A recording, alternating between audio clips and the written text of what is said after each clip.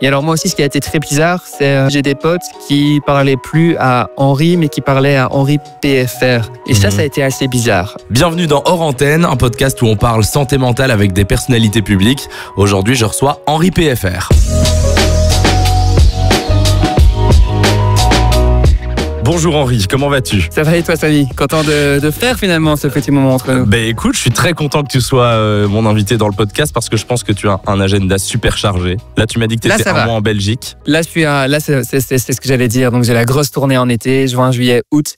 Septembre encore un peu, et là maintenant ça se recalme. J'ai, on va dire, 1 ou 2 dates par semaine maximum, mais la plupart du temps je suis ici en studio. En été, t'as fait quoi? T'as fait Tomorrowland? En été, j'ai fait plein de choses. J'ai fait Tomorrowland, j'ai fait un festival en Allemagne qui s'appelle Perroquaville, j'ai fait les Déferlantes en France, j'ai fait en Chine un festival qui s'appelle le Storm Festival. Enfin, c'était un de mes meilleurs, si pas le meilleur été, je pense, depuis le début de ma carrière. Donc non, super positif pour l'instant. Au niveau de ton emploi du temps, c'est genre une semaine ressemble à quoi? T'as combien de dates, par exemple, dans une grosse période comme l'été? Ouais, dans une très très grosse période, typique juillet. Là, c'est des semaines, les semaines s'enchaînent vraiment, c'est assez hallucinant. Et à la fois, ça semble un petit peu surhumain, mais à la fois, quand t'es dedans, en fait, je sais pas, j'adore ça. Et ici, à l'inverse, j'aime moins cette sensation quand je suis au studio. Tu vois, là, je me réveille un peu plus tard, je suis moins efficace sur mes journées. Ouais. Là où pendant l'été, c'est vraiment un moment, je suis dans une sorte de pic d'adrénaline constant. T'as pas le temps de réfléchir, en fait. Et là, je vais partir dans un truc un peu débile, mais c'est très sérieux. C'est ma mère qui m'a dit ça et je suis totalement d'accord avec elle. C'est à force de trop réfléchir, on ne fait rien. Et c'est ce que je vis un peu en ce moment. C'est ça, exactement. Et quand tu fais ton programme de l'été, donc quand tu fais ton planning, est-ce que tu prévois des moments de pause ou est-ce que tu te dis, allez, rien à foutre, j'enchaîne tout? En été, non, c'est un moment qui est trop important pour moi. Et d'ailleurs, c'est la période où je dis à tous mes proches, désolé, là, pendant 4 mois, je vais juste pas vous répondre. Et c'est pas de la méchanceté, c'est pas de l'impolitesse, c'est juste que je n'ai pas le temps de vous répondre, en fait. Et donc, ils le savent, et maintenant, avec le temps, ils l'ont un peu accepté. Au début, c'était un peu compliqué, parce que je passais pour un connard, tout simplement. Mais, oui, parce que tu m'as montré ton WhatsApp quand on s'est vu je reste mercredi. Quand même pas très bon en réponse. Hein. C'est un vrai gros défaut à moi. Mais je comprends. Parfois, tu vois un message, tu dis, je le laisse en non lu, je répondrai plus tard. Et puis le plus tard n'arrive pas, je comprends. Mais t'avais quand même 300 messages. Notre discussion, avant que je te réponde, c'est un gif d'un gars qui se prend plein de vent dans la tête.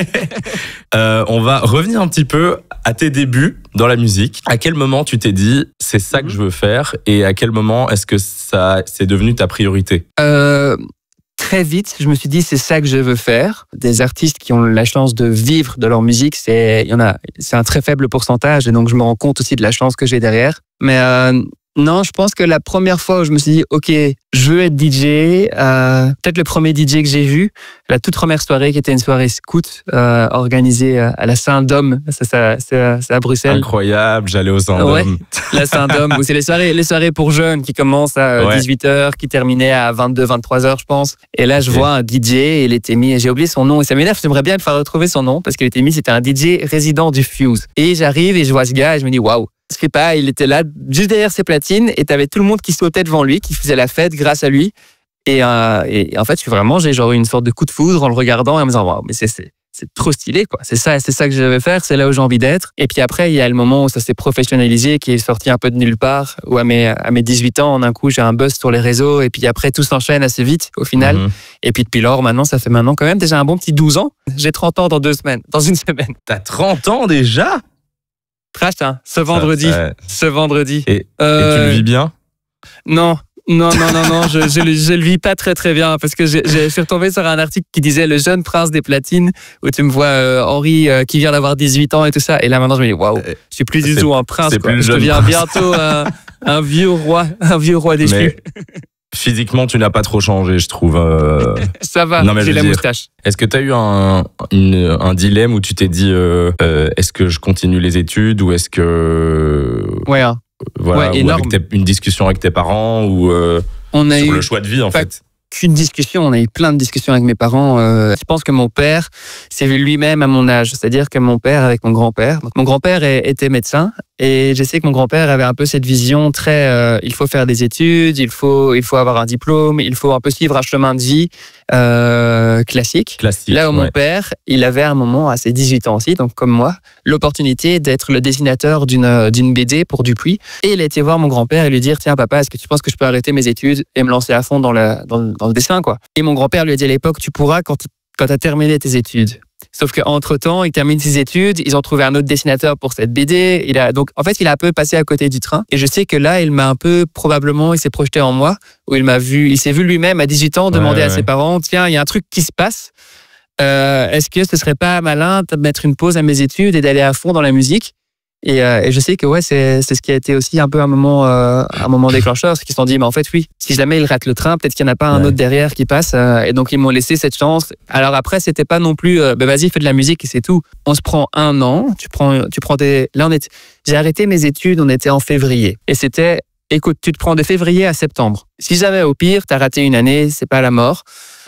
Et donc je me suis laissé 6 mois en fait. Et c'était voir, est-ce qu'en 6 mois, est-ce que tu vas être productif, est-ce que tu vas être bosseur aussi, parce que c'est pas juste être chez moi derrière mon ordi à rien faire. Non, c'était vraiment, fallait que je crée de la musique, fallait que je fasse des choses. Et en fait, il s'est avéré que 6 mois plus tard, on a fait un point et en fait, on s'est dit non, il se passe un vrai truc, faut continuer. Donc on s'est donné une nouvelle année et puis l'année d'après, on n'en discutait même plus et c'était là, le train était parti et j'étais dedans, quoi. Et je me rappelle le premier jour où je vais pas en cours, c'était très bizarre, quoi. Parce que j'étais là, je restais à la maison et j'ai l'impression d'être un peu en vacances, mais d'un peu, je sais pas, c'était dans une position où t'es là et t'es bon, voilà. Maintenant, qu'est-ce qu'on fait? Est-ce qu'on attaque? Est-ce qu'on fait de la musique? Est-ce que je vais regarder un film? Est-ce que je vais me balader? Parce que du coup, la discipline, c'est toi qui devais te la mettre. C'est toi qui devais t'imposer de faire les trucs. Et j'avoue qu'à un moment, j'ai aussi un peu peur de ça. Mais bon, genre là, j'ai toujours été assez strict avec moi-même et assez bosseur. J'ai eu un peu la même chose avec Fun Radio quand j'étais à l'IEX. Attends, mais toi, t'as surtout, avant Fun Radio, t'as été à Radio Tam Tam, toi. Oui. Ou toi aussi, t'as été à Radio Tam Tam. Mais oui, je sais très bien, on s'est connus à cette période. Ouais, je crois que c'était en 2012, un truc comme ça, non? C'était 2012, ouais. Donc j'ai fait Radio Tam Tam, qui était une web radio du coup à Woluwe-Saint-Lambert, la radio de la commune. Et après, quand j'ai commencé les études, moi, je faisais un peu la radio un peu sur le côté, mais je me dis, j'ai envie d'être dans cet univers audiovisuel, mais je sais pas si c'est vraiment ça que je veux faire et si c'est ça qui va vraiment me faire gagner ma vie.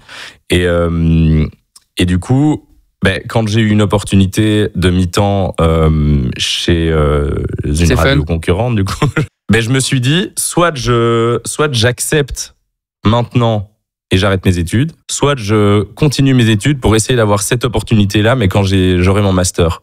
Et je me dis peut-être que quand j'aurai mon master, j'aurai plus cette opportunité-là. Et du coup, je me suis dit, et j'ai aussi eu des discussions avec mes parents qui étaient Attends, toi aussi, t'as arrêté du coup les études pour te foncer à fond. Ah ben voilà. J'ai fait 2 ans IEX et j'ai bissé ma 2e et au milieu, je me suis dit, allez, ciao.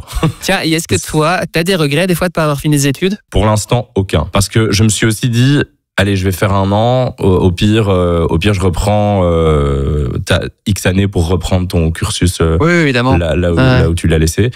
Et puis j'ai eu une année où j'ai fait le soir, une 2e année j'ai fait l'après-midi, 3e année, 4e année, 5e année, je me suis dit voilà, on est lancé. Pour le coup, des fois j'ai un peu un petit regret d'être passé à côté de certaines choses, d'être passé à côté de certaines expériences avec des potes à l'UNIF, des expériences de fête, des expériences de stress d'examen, des expériences de réussite ensemble. Et par moments j'ai ce petit regret où en fait genre dès mes 18 ans, j'étais dans une vie professionnelle, quoi, où en un coup dès mes 18 ans, j'avais une société, je devais payer des impôts, je devais générer des revenus, j'étais direct aussi en rupture avec tous mes potes. À la fin du blocus, ils partaient tous en teuf pendant une semaine, que ce soit au ski ou que ce soit en Espagne, j'en sais rien, mais ils partaient tous faire la teuf. Moi, c'était des moments où, à l'inverse, quand c'était les moments de teuf, c'était le moment où moi, j'étais en festival et je travaillais et j'étais pas disponible. Ouais. Et à l'inverse, eux, quand ils étaient en blocus, mais moi, c'était des moments où j'étais plutôt en vacances. Et maintenant, je commence enfin à trouver, ils ont tous fini, ils commencent tous à avoir leur métier. Effectivement, moi, j'ai commencé à 19-20 ans et à ce moment-là, c'est vrai que le quotidien de tous mes potes, c'était blocus.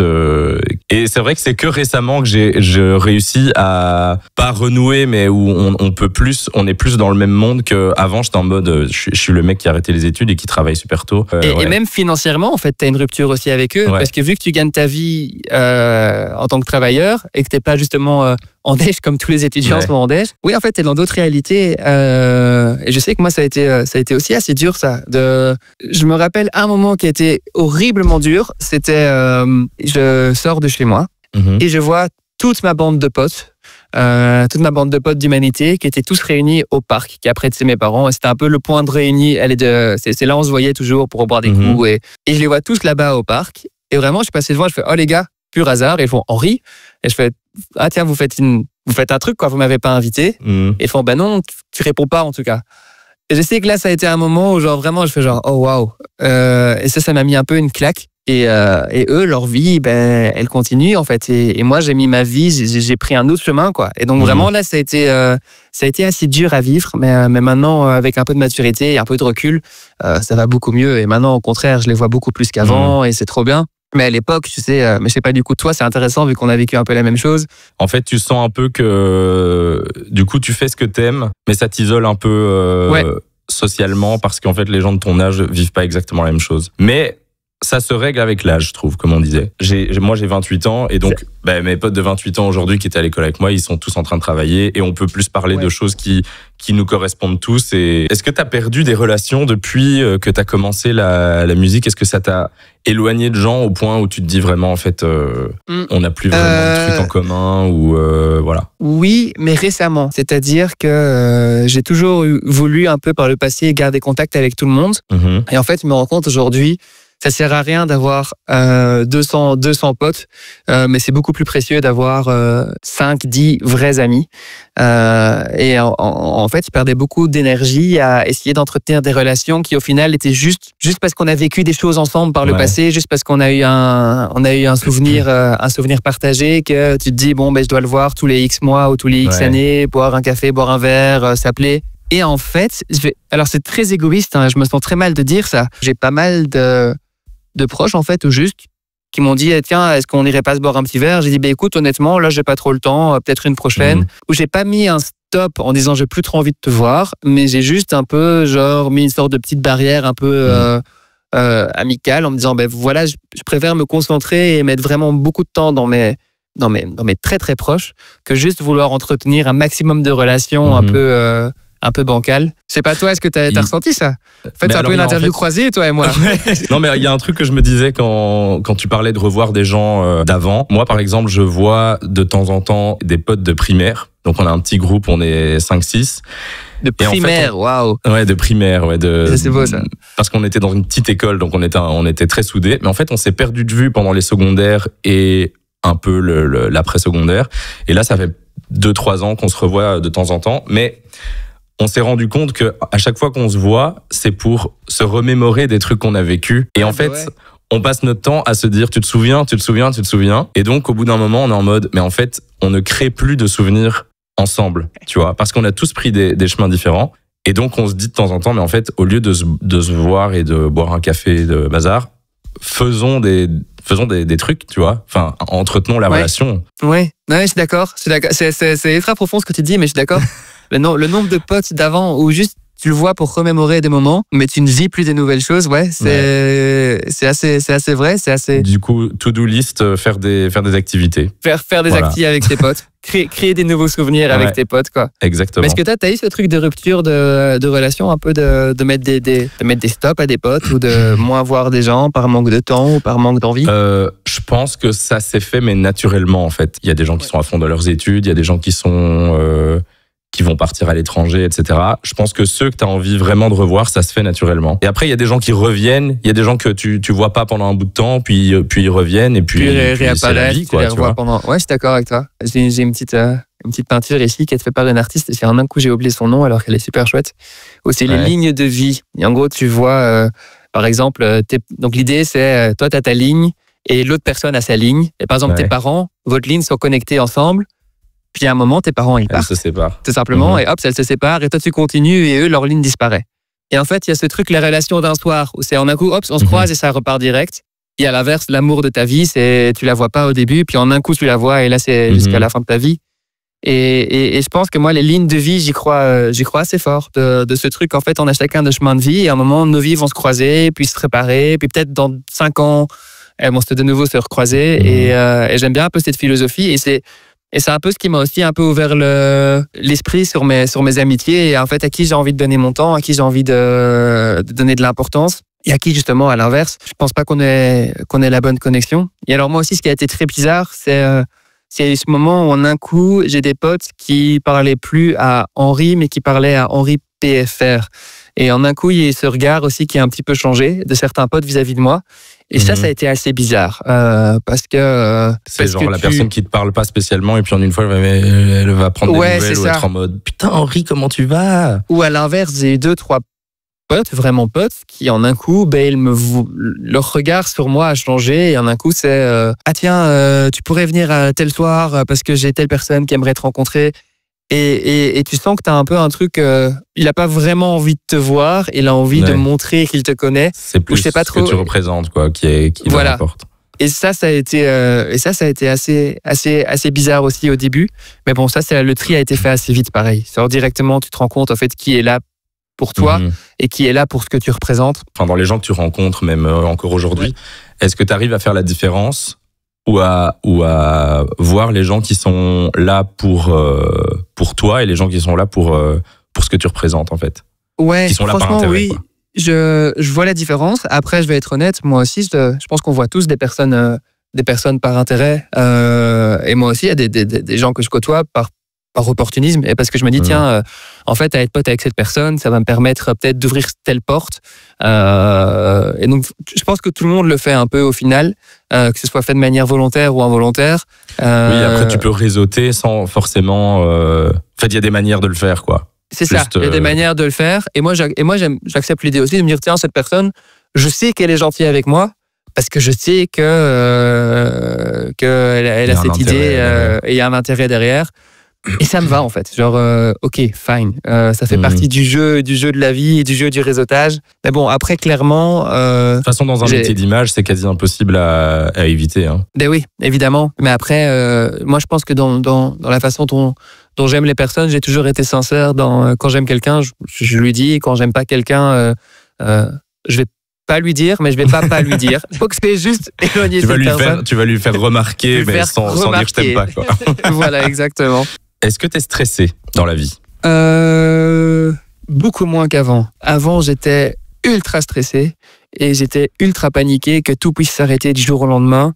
De me dire est-ce que le morceau va plaire, est-ce que le morceau va pas plaire, est-ce que mon projet est ringard, est-ce que mon projet est cool. Et j'arrive maintenant à prendre beaucoup plus de recul sur mon stress et sur mes... Avant j'avais vraiment un stress excessif qui me générait vraiment des moments de dépression assez intenses, des vraies crises d'angoisse. Maintenant, j'arrive un peu à prendre du recul et je suis plus posé dans ma façon d'aborder la vie de manière générale. Après, en ce moment, moi, il y a quelque chose qui me stresse assez fort quand même. Alors, c'est bête, hein, parce que, objectivement, je suis encore super jeune, mais je me sens moins jeune. Et ça me stresse, en fait, de me dire, putain, en fait, genre, ma mentalité change et je perds peut-être un peu par moment la magie de découvrir des choses ou l'adrénaline d'avoir des sensations fortes. Et ça peut un peu me stresser par moment, que j'aimerais bien garder un peu l'insouciance que j'ai pu avoir par le passé. Okay. Et je prends souvent en exemple les pires et meilleures années de ma vie. J'ai vécu en colocation avec des potes et c'était une maison où il y avait 4 studios et 4 chambres. On était tous dans la musique. Et c'était entre mes 19 et 21. Je me réveillais à 15-16 heures, 14-15-16 heures. J'allais me coucher à 7-8 heures du matin. Premier réflexe que je faisais à l'époque, alors vraiment, faut pas le faire. Et maintenant, ça fait de nombreuses années que j'ai arrêté. À l'époque, je fumais. Et le premier réflexe que je faisais, c'était fumer une cigarette. Puis après, j'allais vers mon studio et on n'avait pas à manger. Alors, je prenais un vieux paquet de chips au ketchup qui traînait de la veille. Puis je m'ouvrais une bière à 18 heures. Enfin, j'avais vraiment une vie de débauche. Pendant et ça a duré comme ça pendant je dirais quand même 6-7 mois où je m'en foutais de moi, je m'en foutais de mes potes, je m'en foutais de ma santé, je m'en foutais de mes relations amoureuses aussi. J'avais aucun respect pour la personne avec qui j'étais, j'avais aucun respect pour rien. Et en fait, je m'en foutais de tout. Et alors paradoxalement, c'est là où j'ai fait les morceaux qui ont eu le le plus de succès dans ma carrière. Et c'est là où j'ai fait les morceaux qui ont généré qui m'ont vraiment aidé à construire mon profil artistique. Et ça, autant je suis ultra heureux de maintenant reprendre le contrôle, d'avoir une vie saine, de faire du sport, je bois pas beaucoup d'alcool, j'ai totalement arrêté de fumer depuis longtemps, j'ai une relation saine, amoureuse. Enfin, je fais vraiment attention à tout et donc ça, je suis très heureux. Mais autant par moment, le côté insouciant me manque un petit peu. Ou maintenant, si je vais manger une frite, je vais manger une frite, c'est pas bien pour ma... Si je vais boire une bière après un match de tennis ou quoi, je vais être là, une bière, c'est quand même, c'est pas bien. Et en fait, maintenant, chaque petit truc que je fais, je vais commencer à l'intellectualiser. Alors, de manière générale, quand c'est manger une frite ou boire une bière, ça passe. Mais quand je me retrouve ici en studio et que je me dis, est-ce que cette mélodie, est-ce qu'elle est assez catchy? Est-ce qu'elle va rester dans la tête des gens? Je pense pas. Est-ce que ce drop-là, il est pas un peu trop long? Est-ce que là, c'est nécessaire de mettre autant de reverb sur la voix? J'intellectualise tout. Et donc, ça perd un peu de la saveur. Je suis trop dans le contrôle. Et donc, ça perd un petit peu de la saveur de, justement, à l'époque, quand je regarde, on a fait des stories Snapchat où c'est n'importe quoi, où je me dis, j'aurais jamais osé poster ça publiquement. Et aujourd'hui, j'oserais jamais poster ça publiquement. C'est assez cool de s'en foutre, dans un certain sens. Et ça, des fois, ça peut me manquer. Donc, je suis pas stressé, mais je pense que je suis un peu trop en contrôle de tout. Est-ce que t'es plus en contrôle maintenant? T'es plus en contrôle maintenant que à ce moment-là où tu t'en foutais 50 000% plus. Et c'est ce qui peut-être me stresse aussi moins. Peut-être qu'à l'époque, j'étais très stressé parce que j'avais le contrôle sur rien du tout. J'ai changé de manager. Et mes anciens managers, à l'époque, ils géraient vraiment tout, de A à Z. Et ils ont fait un super boulot. Mais du coup, moi, je contrôlais rien. Et donc, j'avais un peu ce truc. Quand quelque chose allait bien, c'était grâce à eux. Et quand quelque chose allait mal, c'était à cause de moi. Et donc, j'avais un peu déjà un syndrome de l'imposteur qui était énorme. Parce que justement, je travaillais pas tant que ça et il se passait beaucoup de choses et j'avais cette sorte d'attachement vis-à-vis de mes managers qui était beaucoup trop fort où je me dis si je les perds, je perds tout parce que je suis en contact avec personne, parce que je connais personne, parce que je sais pas comment est-ce qu'on rentre un morceau en radio, parce que je sais pas comment est-ce qu'on rentre un morceau sur une playlist Spotify, parce que je sais même pas sortir un morceau. Mais du coup, ici, là, j'ai changé de management. Et justement, maintenant, je bosse 10 fois plus qu'avant, mais je suis 10 fois plus qu'avant en contrôle. C'est-à-dire que maintenant, c'est moi qui est en contact direct avec mes labels, c'est moi qui est en contact direct avec les médias, c'est moi qui... je suis vraiment en contrôle total de ma carrière. Alors, c'est beaucoup plus de boulot, mais c'est ça qui me permet aussi de relaxer et un peu de déstresser, parce que je sais que si jamais ça marche pas sur telle personne, c'est parce qu'il y a ça qui n'était pas bien fait. Mon manager est plus un outil. C'est un être humain que j'adore et tout ça, mais je considère plus le rôle de manager comme un outil pour me permettre de réaliser des choses. Donc maintenant, mon manager, c'est plus, je vais lui dire, tiens, j'ai envie de mettre ça en place. Ok, comment est-ce qu'on fait pour mettre ça en place? Je compte sur toi pour le mettre en place. Là où avant, mes anciens managers, c'était eux qui me disaient, faut faire ça et on va le faire. Ah tiens, on a fait ça.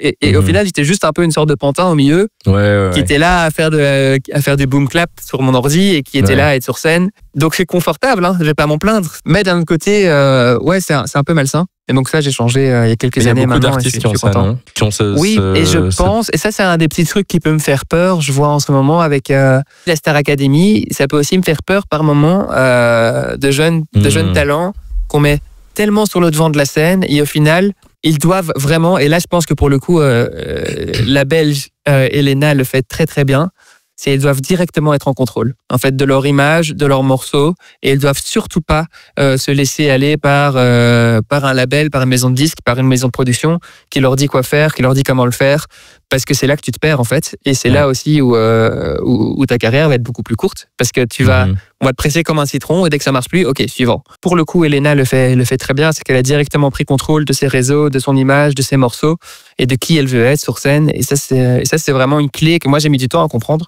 parce qu'au début j'étais un pantin, j'étais clairement un pantin. Au début j'étais juste un petit jeune qui était fort sur scène et qui faisait des chouettes morceaux dans son studio, mais j'étais pas en contrôle. Et là maintenant je suis beaucoup plus en contrôle et c'est beaucoup plus agréable et c'est plus chouette parce qu'en fait c'est ma vraie personne, ma vraie personnalité maintenant qui ressort dans mes morceaux. Enfin, allez, je prends l'exemple d'Elena, est le plus frappant, je trouve. C'est vraiment, elle a tellement ou bien Pierre Garnier, ils ont tellement réussi à retourner les choses en leur faveur qu'au final tu te dis ça valait la peine, quoi. Et je pense que quand tu démarres là-dedans, c'est difficile d'avoir toutes ces techniques et savoir comment bien s'entourer, etc. C'est un truc qu'on n'apprend pas en lisant un livre. Ouais, non, moi je me rappelle vraiment, et c'est la raison principale pour laquelle j'ai changé aussi de management. Mais c'est effectivement ce truc que, en fait, tout ce que tu fais de bien, c'est grâce à des personnes annexes à toi. Mais par contre, tout ce qui se passe de mal, c'est à cause de toi qui n'as pas fait ça bien.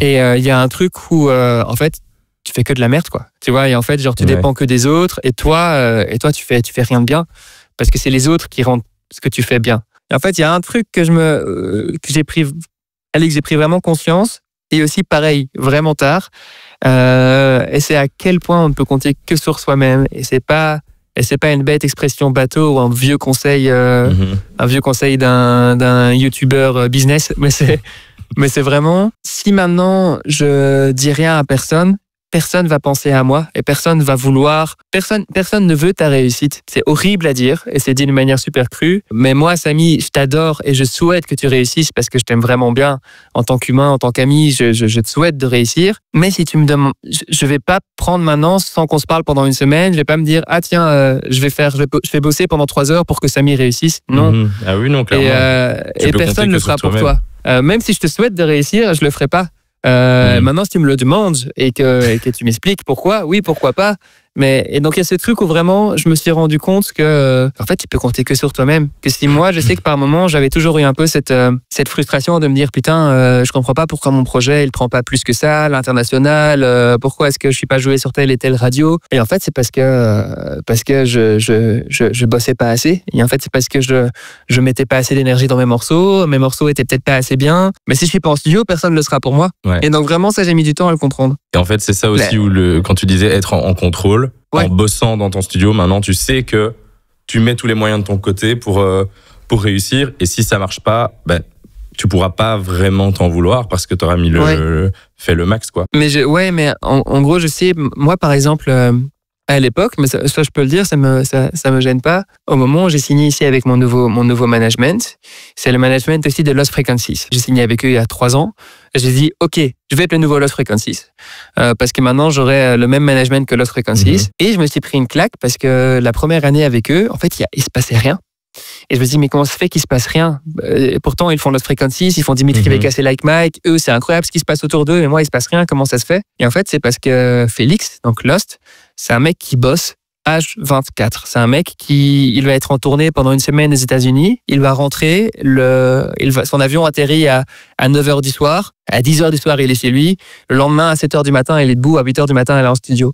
C'est un mec qui n'arrête pas de bosser. Et en fait, je m'en suis vraiment rendu compte. Ou à l'époque, à un moment, j'ai cru qu'il bossait autant que moi, ou que Dimitri Vegas et Like Mike bossaient autant que moi, mais juste ils avaient des personnes et des outils qui les permettaient d'exploser plus que moi. Et je m'étais dit, mais en fait, moi, avec les mêmes personnes, les mêmes outils qu'eux, maintenant je vais exploser autant qu'eux. En fait, non. C'est juste que Félix, c'est une locomotive, mais c'est une grosse locomotive, quoi. Le gars, il arrête jamais. Et vraiment, j'ai eu ce switch en travaillant avec Tomorrowland, du coup, c'est notre management, en me disant, mais en fait, Tomorrowland, c'est des êtres humains, c'est pas des magiciens qui font de toi une star du jour au lendemain, c'est juste des êtres humains comme toi et moi qui juste sont là pour essayer, tant bien que mal, de faire des choses cool, mais c'est tout. Et maintenant, vraiment, j'ai eu ce switch où je me dis, tiens, si je veux être comme Lost Frequencies ou comme Dimitri Vegas, alors pas comme eux, mais si je veux connaître un succès international équivalent, je dois travailler plus. Faut être plus ici. Parce que je pense que Félix n'est pas un génie, n'est pas un Mozart, tout comme moi je ne suis pas un Mozart, c'est juste que c'est un mec qui passe du temps en studio, qui bosse. Il faut faire, il faut créer, il faut être productif et jamais s'arrêter parce que c'est pas un sprint, c'est un marathon. Et donc maintenant, je pense que je bosse vraiment 10 fois plus qu'avant, mais je vois que ça paye parce que maintenant, je commence à avoir vraiment un succès qui commence à se créer petit à petit à l'international, en France, en Allemagne, où je vois vraiment, ça prend. Il y a des gens qui viennent me voir, il y a des gens qui me soutiennent, et ça, j'avais pas ça avant. Et en fait, je regrette de pas m'en être rendu compte plus tôt de ce secret de la vie qui est juste de bosser. C'est bien que tu dises ça parce que je pense que on a une image des artistes, des DJ qui est très, en fait, on ne s'imagine pas, les gens ne s'imaginent pas qu'il y a autant de travail derrière. Parce qu'on voit des stories Instagram, on voit Tomorrowland, etc. Mais on se dit pas qu'il faut de la discipline, qu'il faut se lever comme quelqu'un qui travaille, en fait. C'est de la discipline et vraiment, moi, je pensais aussi pendant un moment, je m'étais dit, Enfin, désolé parce que là j'ai que lui en tête, vu qu'on j'ai que Félix en tête. On va croire que je fais une fixette, mais pas du tout. C'est juste que Félix et moi, on habite tous les deux à Bruxelles, on a fait les mêmes études, on a arrêté nos études ensemble. Enfin, on a un peu un chemin similaire. Et moi, pendant un moment, j'ai cette impression que tiens, il a un coup de bol. Je m'étais dit, il avait un coup de bol. Mais en fait, non, c'est pas de la chance du tout. C'est juste que lui, il a vraiment, vraiment et sincèrement travaillé. Et à l'inverse, je pense qu'il y a d'autres artistes qui m'ont regardé moi en disant, Henri a eu de la chance. Non, j'ai pas eu de la chance. J'ai aussi sincèrement travaillé. Donc, je pense que la chance n'est pas... La chance n'existe pas en fait dans ce métier. Forcément, il faut avoir un moment des étoiles qui s'alignent, mais c'est pas un coup de chance. C'est pas juste de dire ben voilà, j'étais au bon endroit au bon moment, j'ai trouvé une chouette mélodie. Non, c'est t'as passé du temps à trouver cette mélodie. Et donc je pense que ouais, ça c'est un conseil que je peux donner à des jeunes artistes quoi. C'est les gars, bosser en fait, tout simplement. Faut vraiment, vraiment, vraiment bosser. Merci Henri. Je crois. J'ai l'impression qu'on a fait un. Merci pour cette phrase. Merci pour cette vérité.